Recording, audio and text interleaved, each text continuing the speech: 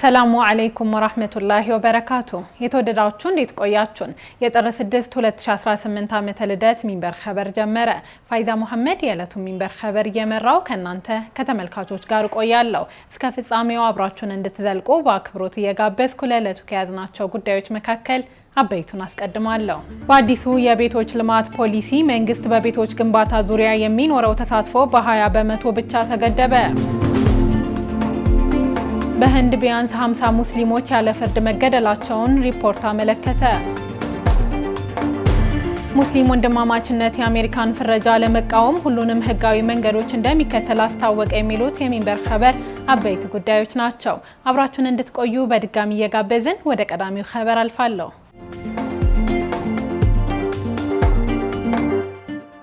የሚኒስትሮች ምክር ቤት ባለፈው ሳምንት ታህሳስ 28 2018 ባካሄደው 51ኛው ስብሰባ ተወያይቶ ውሳኔ ካሳለፈባቸው ጉዳዮች መካከል የቤት ልማት ረቂቅ ፖሊሲ አንደኛው ነበር። ባለፉት ዓመታት በቂ የቤት አቅርቦት እንዲኖር የተደረጉ ጥረቶች ቢኖሩም አሁንም የቤት አቅርቦትና ፍላጎት የተጣጣመ አይደለም ያለው ምክር ቤቱ በዚሁ መነሻ በከተማና በገጠር ለሚኖሩ ለሁሉም ዜጎች አቅምን ያገናዘበ ተደራሽና በቂ የመኖሪያ ቤት አቅርቦት በዘላቂነት ማረጋገጥ የሚያስችል የፖሊሲና የህግ ማዕቀፍ መዘርጋት አስፈላጊ ሆኖ በመገኘቱ ፖሊሲው ተዘጋጅቶ መቅረቡን አስታውቋል። ምክር ቤቱ በመጨረሻ ግብአቶችን በማከል በምክር ቤቱ ከጸደቀበት ቀን ጀምሮ ተግባራዊ እንዲደረግ በሙሉ ድምጽ ወስኗል። አዲሱን የቤቶች ልማት ፖሊሲ በተመለከተ የተዘጋጀውን ዝርዝር ከድር ከማል ያቀርበዋል። የከተማና መሰረተ ልማት ሚኒስትር ጫልቱ ሳኒ የሚመሩት ሚኒስቴር መስሪያ ቤት በክረምት በጎ ፈቃድ አገልግሎት መርሃ ግብር ያስገነባቸው ቤቶች ለምርቃት መብቃታቸውን በተመለከተ ማክሰኞ ጥር 5 2018 ጋዜጣዊ መግለጫ ሰጥተዋል። በጠቅላይ ሚኒስትር አብይ አህመድ ባለፈው ሳምንት አጋማሽ የተመረቁት መኖሪያ ቤቶቹ በቤተሰብ ደረጃ 150 ሰዎችን እንዲይዙ ተደርገው የተገነቡ መሆናቸው ተነግሯል። የቤቶቹ ግንባታ ሚኒስቴሩ በተለያዩ ቦታዎች ሲያከናውናቸው የቆያቸው የገጠር ከተሞችን የማልማትና ሞዴል መንደርን የመመስረት ሂደት አካል መሆኑን ገልጸዋል። እነዚህ መኖሪያ ቤቶች የሚገኙት በኦሮሚያ ክልል ደቡብ ምዕራብ ሸዋ ዞን ሰበታ ሐዋስ ወረዳ በቱሉ አራራ ከተማ ነው። ወይዘሮ ጫልቱ በዚህ የምርቃት ስነ ስርዓት ላይ የሚኒስትሮች ምክር ቤት ባለፈው ሳምንት ማክሰኞ ታህሳስ 28 2018 ባደረገው መደበኛ ስብሰባው ለውይይት በማቅረብ ያጸደቀውን የቤት ልማት ፖሊሲ በተመለከተም አያይዘው ማብራሪያ ሰጥተዋል። በዚህም በአዲሱ የቤቶች ልማት ፖሊሲ መንግስት በቤቶች ግንባታ ዙሪያ የሚኖረው ተሳትፎ 20 በመቶ ብቻ እንደሚሆን ተናግረዋል። ፖሊሲው የሌሎች ሀገራትን ፖሊሲ ተመክሮ በመውሰድ እንደተዘጋጀ በመግለጽ ቀሪው 80 በመቶ በሌሎች እንደሚሸፈን አስረድተዋል። እነዚህ አካላት ባለሀብቶችና ቤት አልሚ ኩባንያዎች ናቸው። ይህን ሲያብራሩ አዲሱን የልማት ፖሊሲ ተከትሎ የሚወጡ ስትራቴጂዎች የቤት ፍላጎትን በጋራ የመኖሪያ ቤቶች ወይም ኮንዶሚኒየም ግንባታ ሲደረግ እንደነበረው በመንግስት ብቻ ከሚያዝ ባለቤትነት በማውጣት የግል ባለሀብቶች የሚሳተፉበት አሰራር እንደሚፈጠርም ጥቆማ ሰጥተዋል። በዚህ ሂደት መንግስት አስቻይ ሁኔታ እየፈጠረ ማለትም መሬት በማቅረብና ፋይናንስ የሚያገኙበትን ሁኔታ ያመቻቻል ሲሉ አብራርተዋል። መንግስት ዜጎች በገቢያቸው መጠን የቤት ባለቤት የሚሆኑበት ካልቻሉ ደግሞ በተመሳሳይ በኪራይ ተጠቃሚ እንዲሆኑ የሚያደርግ አቋም መያዙን በመጠቆም ፖሊሲው ተግባራዊ ሲደረግ ብዙ ለውጥ ይመጣል ተብሎ እንደሚታሰብ አስረድተዋል። በአንጻሩ መንግስት የሚገነባቸው የመኖሪያ ቤቶች በጣም ዝቅተኛ ገቢ ላላቸው ዜጎች፣ ለአካል ጉዳተኞችና አገር ሲያገለግሉ ለነበሩ በጡረታ ላይ ለሚገኙ የማህበረሰብ ክፍሎች እንደሚከፋፈሉ ገልጸዋል። ፖሊሲውን ማውጣት በቤት ልማት ላይ የመንግስት ትኩረት ለማግኘት ተጨማሪ ሀብት ለማሰባሰብና ዘመኑ የደረሰበትን ቴክኖሎጂ ኢትዮጵያ ከደረሰችበት ሁኔታ ጋር አጣጥሞ ለማስኬድ እንደሚያስችል ሚኒስትሯ አብራርተዋል። ወይዘሮ ጫልቱ በዚህ ማብራሪያ ወቅት ባለፉት 17 ዓመታት በከተሞች ሲተገበር የነበረው የጋራ መኖሪያ ቤቶች ግንባታ በከተሞች ያለውን የመኖሪያ ቤቶች ችግር በተወሰነ ደረጃ ያቃለለ ቢሆንም ስህተት እንደነበር ገልጸዋል። ፕሮጀክቱ በተያዘለት ጊዜ አለመጠናቀቁን በማንሳትም መንግስትም በስፋት እጁን ያስገባበት መሆኑ ዜጎች በአብዛኛው ከበር መልስ እንዲመዘገቡ የተደረገበት እንደነበር አውስተዋል። ይህም ዝቅተኛ ገቢ ያላቸው ዜጎችን ተጠቃሚ ያላደረገና ለሰቆቃ የዳረገ አቅም ላላቸው ግን ተጨማሪ ንብረት የጨመረ መሆኑንም ገልጸዋል። ለዚህ አስረጂ ያደረጉት የኮንዶሚኒየም ቤቶች ሲገነቡ መጀመሪያ የታለመው ዝቅተኛ ገቢ ላላቸው ዜጎች ቢሆንም አብዛኞቹ በቤቶቹ ውስጥ የሚኖሩት ግን ተከራዮች መሆናቸውን ነው። የከተማና መሰረተ ልማት ሚኒስቴር በ2012 አሻሽሎ ባወጣው የቤት ልማት ስትራቴጂ ከተጠቀሱት 8 የከተማ ቤት አቅርቦት አማራጮች መካከል ቢያንስ 2ቱ ዝቅተኛ ገቢ ያላቸውን ዜጎች ታሳቢ ያደረጉ መሆናቸውን ይጠቅሳል። በመርሃ ግብሩ ጥቅም ላይ ሲውሉ የነበሩት እነዚህ አማራጮች 10/90 እና 20/80 የቁጠባ እና የመንግስት ድጋፍ አሰራሮች ናቸው። ከቤቶች ልማት ጋር በተገናኘ ጠቅላይ ሚኒስትር አብይ አህመድ በመስከረም ወር 2018 ዋዜማ በተከናወነው የህዳሴ ግድብ ምረቃ ላይ ባደረጉት ንግግር መንግስታቸው በሚቀጥሉት 5 እና 6 ዓመታት 1.5 ሚሊዮን ቤቶች ለመገንባት በእቅድ ማስቀመጡን ተናግረው ነበር።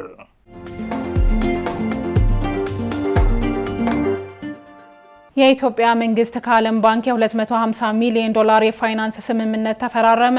የኢትዮጵያ መንግስት ከዓለም ባንክ የ250 ሚሊዮን ዶላር ስምምነት የተፈራረሙት የከተማ ማህበረሰቦችንና የወጣቶችን የስራ ስምሪት ለመደገፍ ነው። ስምምነቱን የፈረሙት ገንዘብ ሚኒስትር ዴኤታው ሰመሪታ ሰዋሰውና የዓለም ባንክ የኢትዮጵያ፣ ኤርትራ፣ ሱዳንና ደቡብ ሱዳን ዳይሬክተር መሪየም ሳሊም ናቸው። የገንዘብ ሚኒስቴርና የዓለም ባንክ የከተማ ምርታማነት ሴፍቲኔትና የስራ ፕሮጀክትን ተግባራዊ ለማድረግ 250 ሚሊዮን ዶላር ተጨማሪ የፋይናንስ ስምምነት ተፈራርመዋል። ስምምነቱ የኢትዮጵያ መንግስት ዝቅተኛ ገቢ ያላቸው የከተማ ነዋሪዎችን ገቢ ለማሻሻል፣ ለወጣቶችና ሴቶች የስራ ገበያ አካታችነትን ለማሳደግ ያስችላል ተብሏል። ይህም የሰው ኃይል የሚጠይቁ የስራ እድሎችንና ተጋላጭ ለሆኑ የከተማ ማህበረሰቦች የኑሮ ድጎማዎችን ማድረግ እንዲሁም ከብሔራዊ የስራ ፈጠራ እቅድ ጋር በሚስማማ መልኩ የወጣቶችን የስራ ስምሪት ማሳደግና በተመረጡ አካባቢዎች ስደተኞችን እና ስደተኛ ተቀባይ ማህበረሰቦችን ያካተተ የድጋፍ ማራዘም የሚውል ይሆናል ተብሏል።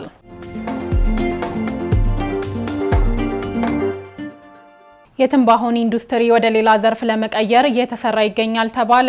የኢትዮጵያ የምግብና መድኃኒት ባለስልጣን የትንባሆን ኢንዱስትሪ በሌላ ኢንዱስትሪ እንዲሰማራ ካልሆነም ሙሉ በሙሉ እንዲዘጋ ለማድረግ በቀጣይ እንደሚሰራ ገልጿል። ይህ የተገለጸው የባለስልጣኑ ዋና ዳይሬክተር ወይዘሮ ሄራን ገርባ ጥር 5 2018 በተካሄደ የትንባሆ ኢንዱስትሪ ጣልቃ ገብነት ኢንዴክስ የስርጭት አውደ ጥናት ላይ ነው። የኢትዮጵያ የምግብና መድኃኒት ባለስልጣን በትንባሆ ኢንዱስትሪው ላይ የሚጣለውን የኤክሳይዝ ታክስ ለመጨመርና የቁጥጥር ስራውን ለማጠናከር ማቀዱንም አስታውቋል። ትንባሆን ለመቆጣጠር የሚያግዝ ፋይናንስ ማግኘት እንዲቻል በኢንዱስትሪው ላይ የሚጣለውን የኤክሳይዝ ታክስ መጨመር ይገባል ሲሉ ወይዘሮ ሄራን ተናግረዋል። በአገሪቱ ያለውን የዋጋ ንረት ያገናዘበ ጭማሪ እየተደረገ አይደለም ያሉት ወይዘሮ ሄራን ጭማሪውን ማድረጉ የትንባሆ ቁጥጥርን ለማጠናከር የሚያስችል የፋይናንስ ድጋፍ ከእርዳታ ድርጅቶች መጠበቅን ለማቆምና በፋይናንስ ራስን ለመቻል እንደሚረዳ አስረድተዋል። ዋና ዳይሬክተሯ በአሁኑ ወቅት በኢትዮጵያ አንድ የትንባሆ አምራች እንዳለ በቀጣይ ወደ ሌላ ኢንዱስትሪ እንዲቀየር ካልሆነም ሙሉ በሙሉ እንዲዘጋ ለማድረግ እንደሚሰራ አስታውቀዋል። ጠንካራ የትንባሆ ቁጥጥር ማድረግ የሚያስችሉ አንቀጾችን በማካተት የጸደቀው የምግብና መድኃኒት አስተዳደር አዋጅ ቁጥር 1112/2011 ሀገሪቱ በትንባሆ ቁጥጥር ለምታደርገው ስራ ከፍተኛ አስተዋጽኦ ማድረጉንና በዚህም በዓለም አቀፍ ደረጃ እውቅና ማግኘቷን ዋና ዳይሬክተሯ ገልጸዋል። አክለውም የትንባሆ ተጠቃሚነት ከ2016 ከነበረበት 5 በመቶ አሁን ወደ 4.6 በመቶ መውረዱን በማሳያነት አብራርተዋል።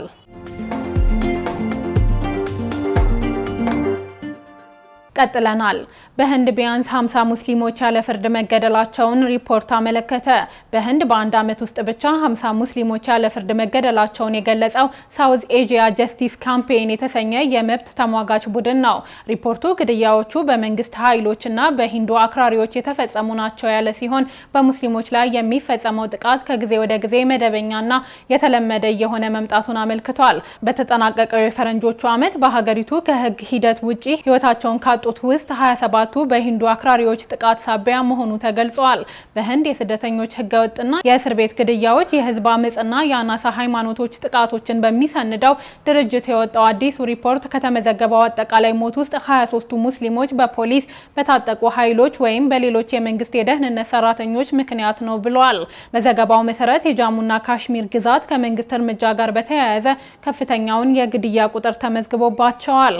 በህንድ ባለፈው ታህሳስ ወር የቢሃር ዋና አስተዳዳሪ ኒቲሽ ኩማር በይፋዊ የሹመት መርሃ ግብር ላይ የአንዲት ሙስሊም ዶክተርን ኒቃብ ሲያወልቁ የሚያሳይ ቪዲዮ ከተሰራጨ በኋላ ከፍተኛ ነቀፌታ እንዳስከተለ ይታወሳል። ድርጊቱን ዓለም አቀፉ የመብት ተሟጋች አምነስቲ ኢንተርናሽናል ሊወገዝ የሚገባው ነው ብሎት ነበር። በተመሳሳይ የህንድ ባለስልጣናት ባለፉት ወራት በሺዎች የሚቆጠሩ ሙስሊሞችን በቁጥጥር ስር አውለዋል። በዚህ ብቻ ሳይመለሱ በበርካታ ግዛቶች ውስጥ በሚገኙ ሙስሊሞች በሚበዙባቸው ሰፈሮች የኢንተርኔት አገልግሎት እንዲቋረጥ በማድረግ መኖሪያ ቤቶችንም በቡልዶዘር አፍርሰዋል። ለዚህ ምክንያት ያደረጉት ምዕመናን ሙሐመድን ሰለላሁ ዐለይሂ ወሰለም እወዳለሁ ማለታቸውን ለማቆም ፈቃደኞች አልሆኑም በሚል ነበር። ሙስሊሞች ሙሐመድን ሰለላሁ ዐለይሂ ወሰለም እወዳለሁ የሚል ባነርና ቲሸርት በመልበሳቸው ለእስራት በሚዳረጉበት ህንድ የሂንዱ ሃይማኖታዊ ሰልፎች ብዙውን ጊዜ በፖሊስ እንደሚታጀቡ ይነገራል።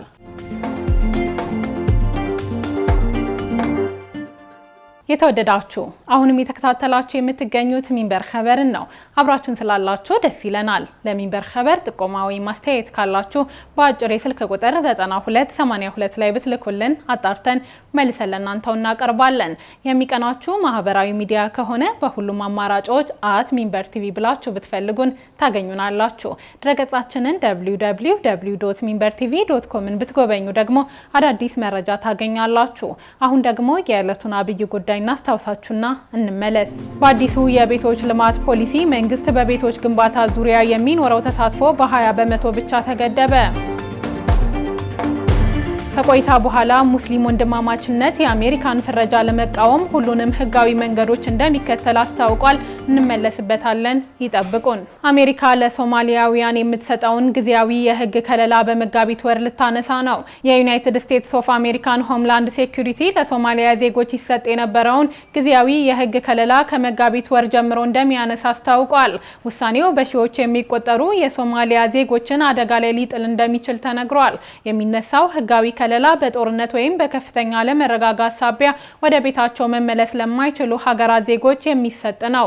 ከለላው እነዚህ ግለሰቦች ወደ ሀገራቸው ቢመለሱ ጉዳት ሊደርስባቸው ይችላል ተብሎ ከተገመተ የቆይታ ጊዜው እንደ ሁኔታው ይራዘማል። የሆምላንድ ሴኩሪቲ ጸሐፊ ክሪስቲ ኖም ሲናገሩ በሶማሊያ ያለው ሁኔታ መሻሻል አሳይቷል። ስለዚህም በአሜሪካ በጊዜያዊነት ለመቆየት የሚያስችላቸውን የህግ መስፈርት አያሟሉም ብለዋል።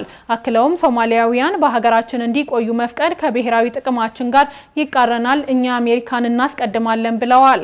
የሶማሊያ ዜጎች የኢሚግሬሽን እና ጉምሩክ አስፈጻሚ ኢላማ መሆን የማይፈልጉ ከሆነ ቀድመው ራሳቸው ከሀገር መልቀቅ አለባቸው ተብሏል። ይህን ካደረጉ የአውሮፕላን ትኬት $1000 ገንዘብ ጉርሻና ለወደፊቱ ህጋዊ ኢሚግሬሽን እድል እንደሚኖራቸው ሚድል ኢስት አይ ዘግቧል። የትራምፕ አስተዳደር በተመሳሳይ ለኢትዮጵያውያን ስደተኞች የሚሰጠውን ህጋዊ ከለላ ባለፈው ታህሳስ ወር ማቋረጡን አስታውቆ ነበር። እንዲሁም የሄይቲ፣ የሚያንማር፣ የደቡብ ሱዳንና የሶሪያ ዜጎች ጥበቃውን አጥተዋል። ይሁን እንጂ የአሜሪካ ፍርድ ቤት የትራምፕ አስተዳደርን የደቡብ ሱዳን ዜጎችን ጊዜያዊ ከለላ የማንሳት ውሳኔ አግዷል።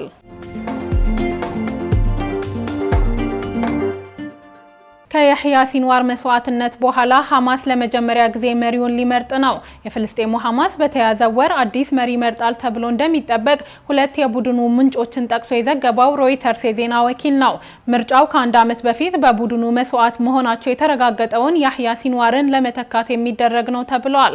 ለመሪነት ቦታ በእጩነት ከፊት የተቀመጡት ቡድኑን በተለያዩ ድርድሮች የሚመሩት ኸሊል አልሃያና ኻሊድ መሻል ናቸው። ሁለቱም ግለሰቦች ነዋሪነታቸው በኳታር ሲሆን ከሲንዋር ህልፈት በኋላ ሐማስን በሚመራው የ5 አባላት ምክር ቤት ውስጥ አባል ናቸው። የምርጫው ሂደት ቀድሞውኑ መጀመሩን ምንጮቹ ተናግረዋል። መሪው የሚመረጠው በእስራኤሎች በተያዙት ዌስት ባንክ፣ በጋዛ ቀጠናና በስደት የሚገኙ የሐማስ አባላትን ባካተተው የ50 አባላት ባሉት በሐማስ የሹራ ምክር ቤት በሚስጥር በሚሰጥ ድምጽ ነው።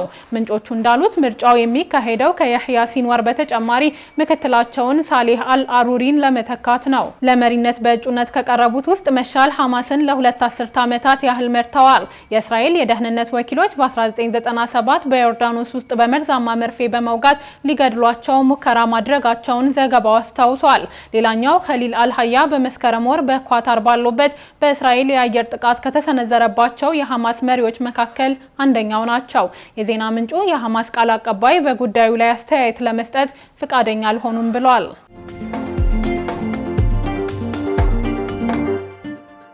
ሙስሊም ወንድማማችነት የአሜሪካን ፍረጃ ለመቃወም ሁሉንም ህጋዊ መንገዶች እንደሚከተል አስታወቀ። ቡድኑ ይህን ያስታወቀው አሜሪካ በግብጽ በሊባኖስና በዮርዳኖስ የሚገኙ ድርጅቶችን በአሸባሪነት መፈረጇን ካሳወቀች በኋላ ነው።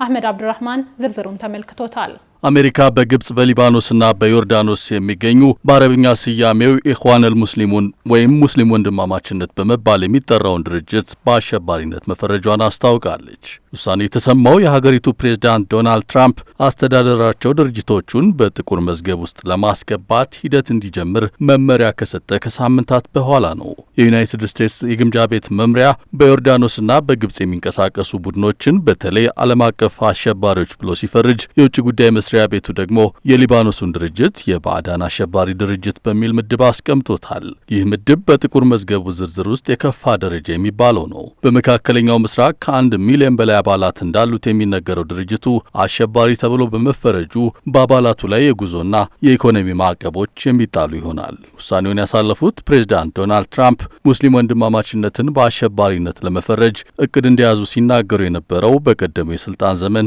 እንደ አውሮፓውያን አቆጣጠር በግንቦት 2019 ነው። በወቅቱ የግብፁ ፕሬዝዳንት አብዱልፈታህ አልሲሲ በአሜሪካ ጉብኝት አድርገው ነበር። በዚህ ወቅት ዶናልድ ትራምፕ ይህን እንዲያደርጉ አልሲሲ ጥያቄ ማቅረባቸውን መገናኛ ብዙሃን ዘግበዋል። ትራምፕና አልሲሲ መገናኘታቸውን ተከትሎ ፕሬዝዳንቱ ወዲያውኑ ቡድኑ ላይ የኢኮኖሚ ማዕቀብ መጣል የሚቻልበትን መንገድ እንዲፈልጉ ለደህንነትና የዲፕሎማሲ አማካሪዎች ትዕዛዝ አስተላልፈው ነበር። ነገር ግን ተግባራዊ ሳይደረግ የመጀመሪያው የስልጣን ዘመናቸው ተጠናቋል። ለትራምፕ ቡድኑን ፈርጀው ያሉት የቀድሞ ወታደር አልሲሲ በ2013 የሀገራቸው ፕሬዝዳንት የነበሩትን የሙስሊም ወንድማማችነት መሪ ሙሐመድ ሙርሲን በመፈንቅለ መንግስት ከስልጣን ማውረዳቸው የሚታወስ ነው። ሙርሲ ከስልጣን ከተነሱ በኋላ በሺዎች የሚቆጠሩ የቡድኑ አባላትም ታስረዋል። የዩናይትድ ስቴትስ ግምጃ ቤት የአልሲሲ ጥያቄ ከቀረበ ከ6 ዓመታት በኋላ ትላንት ማክሰኞ ባወጣው መግለጫ የሙስሊም ወንድማማችነት አካላት ህጋዊ የሲቪክ ድርጅት እንደሆኑ ቢገልጹም ከጀርባ ግን እንደ ሐማስ ያሉ የሽብር ቡድኖችን በግልጽና በጋለ ስሜት ይደግፋሉ ሲሉ ውንጀላ አቅርበዋል። ይሁን እንጂ የግብጽ ተወካይ ሳላህ አብዱል ሐቅ ውንጀላውን ውድቅ አድርገውታል። በዓለም ዙሪያ በሚሊዮኖች የሚቆጠሩ ሙስሊሞችን ይጎዳል ያሉትን ይህን ውሳኔ ቡድናቸው ለመቃወም ሁሉንም ህጋዊ መንገዶች ይከተላል ብለዋል። እንደ ተወካዩ ከሆነ የትራምፕ አስተዳደር ውሳኔውን እንዲያሳልፍ ያደረገው ከእስራኤልና ከተባበሩት አረብ ኤምሬትስ የሚመጣው ጫና ነው። የግብፁ ሙስሊም ወንድማማችነት ሽብርተኝነትን መርቷል፣ የገንዘብ ድጋፍም ያደርጋል፣ ቁሳዊ ድጋፍም ያደርጋል፣ አሊያም በሽብርተኝነት ተሰማርቷል የሚሉ ክሶችን በሙሉ እንቃወማለን ሲሉም ለአልጀዚራ ተናግረዋል። በአንጻሩ የግብጽ የውጭ ጉዳይ ሚኒስቴር የሀገሪቱ ሙስሊም ወንድማማችነት ቅርንጫፍ በዓለም አቀፍ ደረጃ አሸባሪ ተብሎ መፈረጁን አስፈላጊ እርምጃ ነው በማለት በደስታ እንደተቀበለው አስታውቋል። በ1928 በግብጻዊው ሐሰን አልበና የተመሰረተው የሙስሊም ወንድማማችነት በመካከለኛው ምስራቅ የፖለቲካ ፓርቲዎችንና ማህበራዊ ድርጅቶችን ጨምሮ ቅርንጫፎች ያሉት ነው። ቡድኑና ተባባሪዎቹ ሰላማዊ የፖለቲካ ተሳትፎ ለማድረግ ቁርጠኛ መሆናቸውን ይናገራሉ።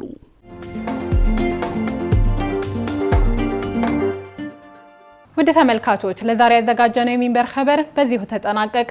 ፋይዛ መሐመድ አብሬያችሁ ቆየው። ወሰላሙ አለይኩም ወራህመቱላሂ ወበረካቱ።